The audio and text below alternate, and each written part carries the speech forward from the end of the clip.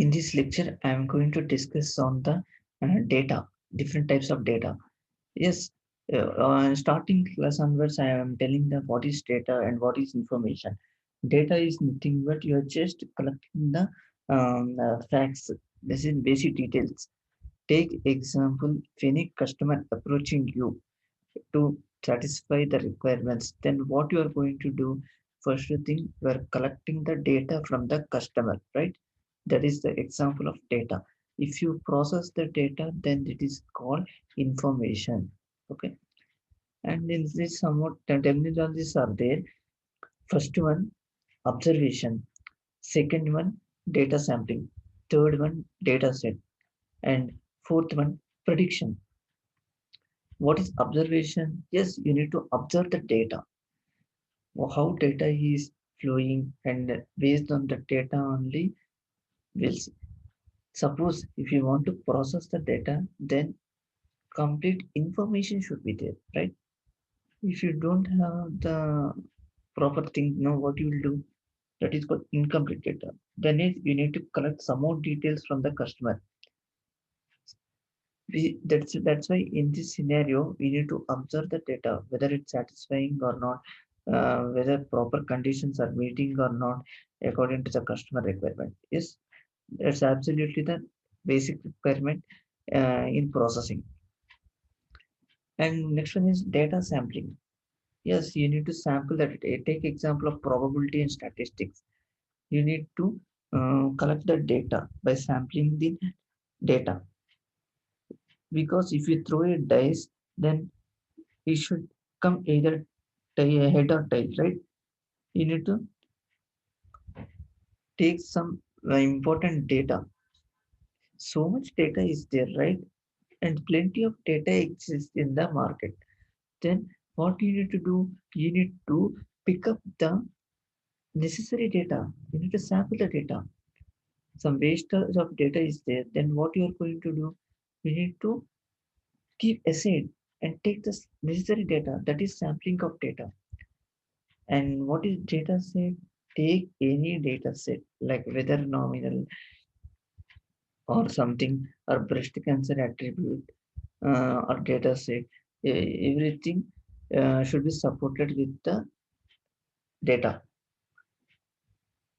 So data means just collection of attributes. Data set means list of attributes, and according to it, values should be associated with it. That is called data set. And next one is prediction. You need to predict the data. How will you predict the data? If past data is there, then easily you can observe the past data, and based on that past data only, you will predict the future. That is very essential in this. This is if you observe this diagram, take some observations. Suppose in intermediate you might be performing chemistry experiments or physics experiments. You are just giving some set of input. If you process that input, then you will get output. If you give 10 recorded values and you get necessary required output, then according to the particular thing only, result will be getting. So likewise, 10 observations will be noted like experiment. Similarly, in marketing also, based on that individual product only, some observations can be observed. That means you are just collecting the data in the database. Whenever you want to get particular product from the data, then you need to pick the particular product. That is very essential. This is called observation. Observation means you are just experimenting, just how the data is flowing, whether data is sufficient or not. Likewise, you need to do. Okay. And the next one is observation on this. You are just example. You create any database table. In there, some variables are there, and four rows are there: age, height, nationality, gender. These are nothing but variables. See, I'm pointing this one. This is called variables, and this is called rows. Four rows are there. right? So four rows and four variables are there. Here, what is observation? You are just analyzing the data because some measurements should be taken, some recorded values. That is very important. This entire thing is called database table, right? And next one is data sampling. Data sampling is very important. See, in this diagram, red color persons are there, green person is there, white shirt person there. There's so many color shirts persons are there. You need to sample the data. That means you are just picking the required one only, not all. You observe this point again. You are just considering only some data. You are just picking for random samples, right? This many people are there, right? You are just picking only few people. Assume that some staff members are 50 members are there. Suppose only few members are appointed for online invigilations. That is not all required during COVID-19 situation because of social distance, right? Only few members will be picked up and they are assigned for the online evaluation. That means you are just sampling the data. For this reason, statistical analysis techniques can be applied. You are just selecting, you are just manipulating, and you are just analyzing. This represents a subset of data points. Okay, I hope you are understanding now with this example. This is called target population. This is entire population is there, but only few members are selected. What is the main goal of data sampling? To identify patterns and trends only, you need to apply statistical techniques. Okay, basically you need to identify patterns, and trend means advances. Large data set is there. You're just selecting, you're just sampling the data. Like this, you'll get another sampling data. You're just monitoring with cash flow. Surveys can be happened where you can represent in dollars or rupees instead of entire data. That is the one small conclusion. This dollar or rupees, right? How data sampling can be performed based on the three. First one is data scientist. Second, predictive modelers. Third one is data analyst. What is the difference between data scientist and data analyst? Data scientist means he can do research in order to complete the work. But data analyst means his role is to analyze the data based on customer requirements. Based on all the data available, predict he can predict the results. Okay, by modeling it. Because by applying suitable architectures, suitable techniques, by interpreting and getting proper result. These are all depend on the sampling of data. Why data sampling is very important in marketing. In order to find the correct data, if any small data also there, you will get proper result, correct results. So that is very important in this aspect. Another use case there, this you can represent hierarchical structure. Take the example of flower. Flower can be so many flowers are there, not only single category. Rose flower, sunflower, jasmine, hibiscus, so many are there. Here, flower is the main root. That means you are just collecting the data, a total data captured about the particular use case. That means including parent and child also can be collected. Take another example of medical records, insurance records, loan application. Suppose you are in your house, if some files are there in that, you are just maintaining the main file. In that only sub files are there to determine the to distinguish the structure of the file, name of the file. Some medical record file is there, some insurance record file there, some loan application or records are there. Likewise, you will arrange in a hierarchical manner. Data set. Yeah, data set can be anything. Here numbers, text, images, videos, electronic or paper formats.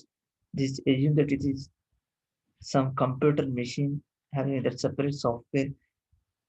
Assume that your disk something hard disk you are having so many other here. Hard disk is the data set in that so many can be stored like numbers file, text file, image file, video file, electronic or paper formats file. Yes, any data set can be applied. Yes, this is example in Excel sheet. Suppose if you open my computer in some D drive, some some important file is there. You are just opening the Excel file. You are just observing the data, and you need to sample the data, and finally, data set will be loaded after selecting that one. Right here, load data with attributes. These are attributes. Here, what is the attributes? Loan ID, gender, married, dependents, education, self-employed, applicant income. All these attributes only. You're just loading the data, loan data, how many are taking loan, and the details are captured like use case. And I told prediction. Prediction can be completely dependent on the past data. Based on the past data only, you can predict it. Okay, just assume that some cricket match is happening. Assume that India versus Australia. Because if for India is batting with a run rate of 5.9, uh, for next 20 hours, based on run rate, only projected score can be evaluated. That means here you are predicting the data. 50 overs match, 30 overs they scored with 5.96 run rate. On another 20 overs, if they maintain the same rate, you can predict the data now. You can predict the score now. That is the best example of this. Very, very important. There are three types of data. First one is structured data. Second one is semi-structured data. And third one is unstructured data. In a single shot, you will identify differences between structured, semi-structured, unstructured. Structured means you are just maintaining in an organized manner, systematic manner. Okay, data is processed, stored, and retrieved in fixed formats. And what is semi-structured? Mixing of structured and unstructured. Unstructured means all clumsy manner. Okay, all not in proper order. You have to search a lot. Assume that in supermarket, so many are maintaining in different places, and you need to search for that one. Okay, that is the example of unstructured data. Semi-structured is both structured and unstructured. Most of the thing is 80% is unstructured data only, like presentations, emails, spreadsheets, documents, audio, videos, all different categories of files are there. You need to categorize in a systematic manner. All presentation file in one folder, email in one folder, spreadsheet another folder, document another folder, audio and video another folder, web search, images, social media posts, all will be maintaining in a separate folder. Most of the business data is unstructured. Yeah, that's the fact, no? That's why that's why some operator DTP operators required for all organizations. Their role is to maintain structured only. It's another example of unstructured data. Numbers, dates, facts all get mixed. The real-time application of this is business intelligence. Some suitable analytic tools can be applied, but it is not suitable for transaction purpose. You cannot process further now. Customer is coming in a queue. Still, if you're searching means customer will go away. That type of thing will not entertain here. First thing is you need to maintain it structured only. Then only you can go for transaction processing. Another example, some persons are sitting there. Assume that mobile showroom. Just you want to purchase some new mobile. You are going to the standard Big C mobile showroom. Here, who is customer and who is product manager? Product manager is company person and customer is some extra person. You are going customer. You as a customer. Here, what happens? You are maintaining the good relationship with the product manager. Then only products, your work will be over with high quality. And also, if you want to buy particular mobile product, first you need to check the rating. That type of thing suits the sentiment analysis. That is opinion. Taking opinion of different persons based on the particular product. Reviews can be collected by rating 4.5, some out of 5. Then it is a good product. If rating is 2, it is not a good product. Finally, this will be enabled in targeted market. That is deliverable. End products. This plays an important role in retailers and manufacturers. Yes, every time data is either unstructured or semi-structured, but not structured. It's your role is to maintain structure. That's what I'm telling. Most of the data in business is unstructured only, or otherwise semi-structured. Our role is to segregate the data. Okay, in computer or desktop, some PDF files are there, Excel files are there, total clumsy. Now, what you will do? You will go in a D drive and create one main folder. In that, you will create subfolders, and easily you can search. It will reduce time, and finally, easily whenever required, you can pick up that one. So that are the important points in data, dealing with data. Some more points will be covered in the next lecture. Keep watching continuously and don't miss any lecture. Data analytics is very important course. Thank you for watching. If you like my lecture, please put like, and also if you haven't subscribed, please subscribe and keep continue watching. And any doubts you can post. Okay. Thank you for watching.